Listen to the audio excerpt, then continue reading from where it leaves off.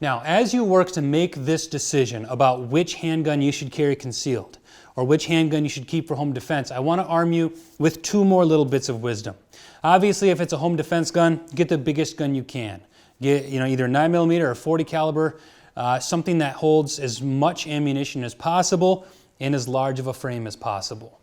Coincidentally, and this is where I kind of want to challenge you just to show you what's possible, the gun I literally carry every single day, all year round, whether it's a 100-degree summer day or a 19-degree winter day.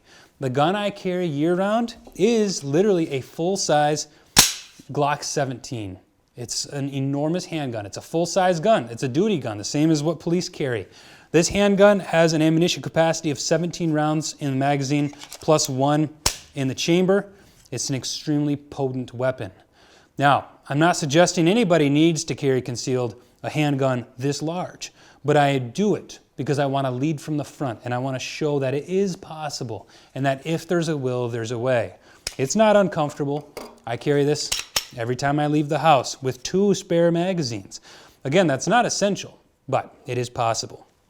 And it's simply indisputable too that carrying a gun like this is going to be useful to you in more situations than a Ruger LCP or even a subcompact semi-auto combat grade handgun like this XD9. So, are there situations where a Ruger LCP or even a little Beretta 25 ACP is going to be enough to let you live another day? Absolutely. But wherever this gun would be useful, this one would be useful. But in a great many situations where this gun would be useful, this one simply will not be useful. So that's just something else to think about in your long drawn out decision for what handgun you should carry concealed. What do I personally recommend? Well, if you're just starting off to concealed carry, if you're brand new to all this stuff, I would recommend that you get a subcompact semi-auto. Get a subcompact semi-auto, add a small pinky extension, as we talked about in the chapter on handgun height, and that's going to be a very, very potent gun for you to carry concealed. If you carry that for any number of time and you want to step up to a compact size handgun like a Glock 19, for example, or even if you want to try a full size handgun like a Glock 17, you'll at least have that option. But because of some other effects that we talk about in the complete concealed carry guide, such as physical handgun acclimation, which is the process of your body getting used to something being pressed against it all day, it does make sense to start off with something a little bit smaller rather than jumping right up to a big full size or even a compact handgun. So there's just some more advice and some more wisdom for you on choosing a concealed carry handgun.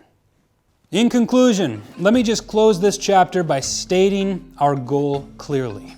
We as armed Americans need to undergo a paradigm shift in the selection of our handguns. We need to move away from deciding on a handgun based on its physical appearance or how that weapon makes us feel.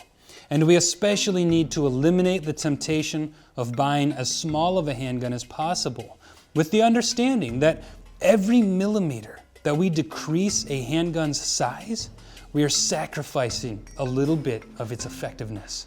Write that down. That's key, and we can never forget it. Instead, we need to try to get the highest quality handgun possible with as large of a frame as possible and something with an ammunition capacity of at least 10 rounds of combat caliber ammo.